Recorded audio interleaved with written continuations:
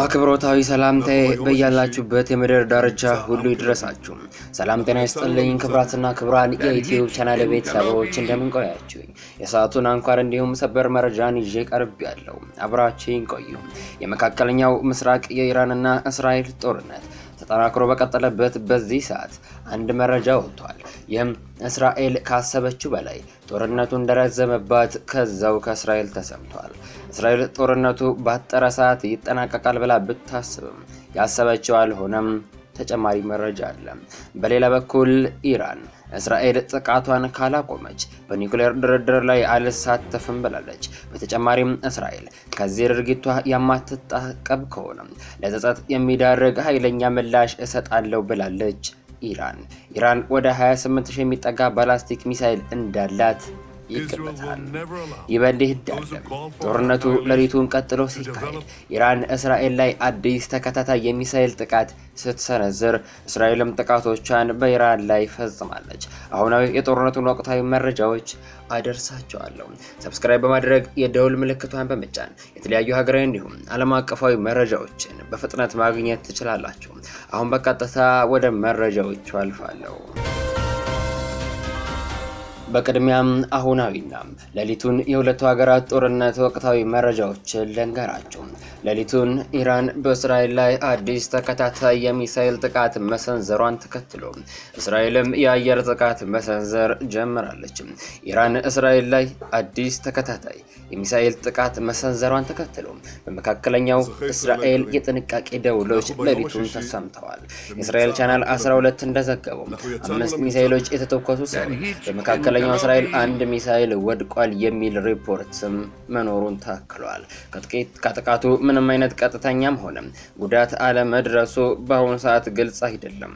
የእስራኤሉ ዘ ታይምስ ኦፍ እስራኤል እንደዘገበው የማገን ዴቪድ አዶም የድንገተኛ አደጋ አገልግሎት እስካሁን ምንም አይነት ጉዳት የደረሰበት ሰው አላከመም ብሏል። በሌላ በኩል የእስራኤል አየር ኃይል በመካከለኛው ኢራን በሚገኙ የሚሳኤል ማከመቻና ማስወንጨፊያ መሰረተ ልማቶች ላይ ተከታታይ ጥቃቶችን ጀምሯል ሲል የእስራኤል ጦር በመግለጫው አስታውቋል። ጦሩ ጥቃቱን የት ቦታ ላይ በትክክል እየሰነዘረ እንዳለ ዝርዝር መረጃ አልሰጠም። ሆኖም በኢራን ቴህራን፣ ቆምና ካራጃ አካባቢዎች የአየር መከላከያ ስርዓቶች አክቲቭ እንደነበሩ ተዘግቧል። ይህ በእንዲህ እንዳለ የእስራኤል ጥቃት የማይቆም ከሆነ ለኒውክሌር ድርድር ዝግጁ አይደለሁም ብላለች ኢራን። የእስራኤል ኢራን ጦርነት 9ኛ ቀኑን ይዟል። ጦርነቱ በቀጠለበት ኢራን በኒውክሌር መርሃ ግብሯ ዙሪያ ከአሜሪካ ጋር ለመምከር ፍላጎቷን ገልጻለች። ነገር ግን ይህ የሚሆነው እስራኤል ጥቃቷን ካቆመች ነው። የኢራን የውጭ ጉዳይ ሚኒስትር አባስ አራግቺ በጄኔቫ ከአውሮፓ ዲፕሎማቶች ጋር ተገናኝተው በሀገራቸው በኒውክሌር መርሃ ግብር ዙሪያ ከአሜሪካ ጋር የጀመረችው ዲፕሎማሲያዊ ግንኙነት እንዲነቃቁ መምከራቸውን ገልጸዋል። የእንግሊዝ፣ ፈረንሳይ፣ ጀርመንና የአውሮፓ ህብረት ዲፕሎማቶች ትላንት ከኢራን የውጭ ጉዳይ ሚኒስትር አባስ አራግቺ ጋር ተገናኝተው ተወያይተዋል።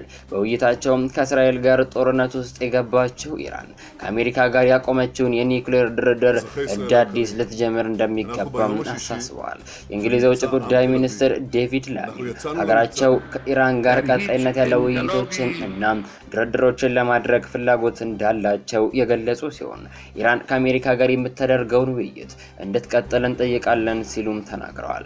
የፈረንሳይ የውጭ ጉዳይ ሚኒስትር ዣን ኖኤል ባሮት በበኩላቸው ወታደራዊ ስራዎች የኢራንን የኒውክሌር መርሃ ግብር ሊያዘገዩ ይችላሉ፣ ነገር ግን በምንም መልኩ ሊያስወግዱት አይችሉም ሲሉ ተደምጠዋል። ከኢራን ውጭ ጉዳይ ሚኒስትር አባስ አራግቺ ጋር የተደረገ ውይይት ከ3 ሰዓት በላይ ፈጅቷል። በተቃራኒው የእስራኤል የውጭ ጉዳይ ሚኒስትር ኤልያስ ዛሚር ኢራን ለረጅም ዘመቻ ዝግጁ መሆን አለባት፣ አስቸጋሪ ቀናቶች ይጠብቃታል ሲሉ አስጠንቅቀዋል። ይህ በእንዲህ እንዳለ የኢራን የተባበሩት መንግስታት አምባሳደር አሚር ሳኢድ ኢራቫኒ በኒውዮርክ በተካሄደው የመንግስታቱ ድርጅት የጸጥታው ምክር ቤት ስብሰባ ላይ እስራኤል ሀገሪቱ ላይ ያደረሰችውን ጥቃት አስከፊና ዓለም አቀፍ ሕግን የጣሰ ነው ሲሉ ተደምጠዋል።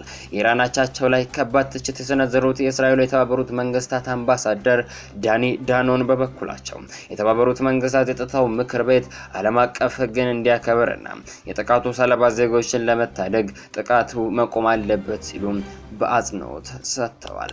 በሌላ በኩል እስራኤል በኢራን ላይ የጀመረችውን ጥቃት ካላቆመች ሀገራቸው ለጸጸት የሚዳርግ ኃይለኛ ምላሽ እንደምትሰጥ የኢራኑ ፕሬዝዳንት መስዑድ ፔዚሽኪያን አስጠንቅቀዋል። በእስራኤልና በኢራን መካከል የተፈጠረውን ግጭት ለማስወገድ ያለው ብቸኛ መንገድ እስራኤል በኢራን ላይ የምታካሄደውን የአየር ድብደባ ማቆም ነው ሲሉ ዛሬ በሰጡት መግለጫ ተናግረዋል። ኢራን ሁሌም የምትከተለው የሰላምና የመረጋጋት መንገድ ነው ያሉት ፕሬዝዳንቱ፣ ሆኖም አሁን ባለው ሁኔታ ዘላቂ ሰላም ሊፈጠር የሚችለው እስራኤል የጦርነት የሽብር ቅስቀሳዋን ለማቆም ዋስጥና ስትሰጥ ነው ብለዋል። ይህ ሳይሆን ቀርቶ እስራኤል አሁን በያዘችው መንገድ ኢራንን ማጥቃት ከቀጠለች ግን እስራኤል እንድትጸጸት የሚያደርግ ኃይለኛ ምላሽ ኢራን እንደምትሰጥ መናገራቸውን አናዶሉ የኢራንን ሚዲያ ዋቢ በማድረግ ዘግቧል። በሌላ በኩል የእስራኤል ጠቅላይ ሚኒስትር ቤንያሚን ኔታንያሁ ከሀገሪቱ ከፍተኛ ወታደራዊና ደህንነት ኃላፊዎች ጋር በመሆን የእስራኤል መከላከያ ኃይል የስለላ ማዕከልን ጎብኝተዋል። ጠቅላይ ሚኒስትሩ በዚህ ወቅት እስራኤል በጦርነት አሸነፋ እንድትወጣ የሚያስችላትን ጠቃሚ የስለላ መረጃ እየሰጠን ያለው የመከላከያችን የስለላ ማዕከል በማለት በክፍሉ እያገለገሉ ላሉ ወታደሮች አድናቆታቸውን ገልጸዋል ተብሏል። ይህ በእንዲህ እንዳለ ደግሞ አሁን እየወጡ ያሉ አንዳንድ የእስራኤል የጸጥታ ግምገማዎች እንደሚያሳዩት ይህ ግጭት እስራኤላውያን ከጠበቁት በላይ ረዘም ላለ ጊዜ የሚቆይ ይሆናል ተብሏል። የእስራኤል ጦር ኃይሎች ጠቅላይ አዛዥም ግጭቱ ሊራዘም ስለሚችል ሁሉም ራሱን እንዲያዘጋጅ ለእስራኤል ሕዝብ ጥሪ አቅርበዋል።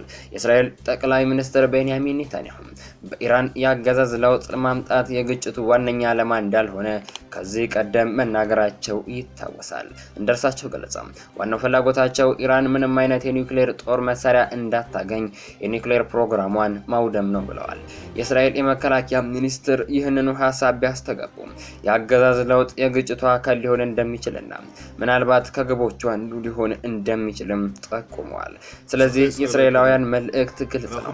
ግጭቱ የፈጀውን ያህል ጊዜ እንደሚቀጥሉበትና ለዚህም በቂ የሰው ኃይል እንዲሁም በማጥቃትም ሆነ በመከላከል በኩል ወታደራዊ ብቃት አለን ሲሉ ተደምጠዋል። ክቡራን አድማጮች ለሳውቱ ብታደምጧቸው መልካም ናቸው ያልኳቸው መረጃዎች እነዚህን ይመስላሉ። ከጥቂት ደቂቃዎች በኋላ በሌሎች አዳዲስ መረጃዎች ተመልሰን እስክንገናኝ በያላችሁበት የምድር ዳርቻ ሁሉ ያማረና የተዋበ ጊዜ እንዲሆንላችሁ ተመኘው።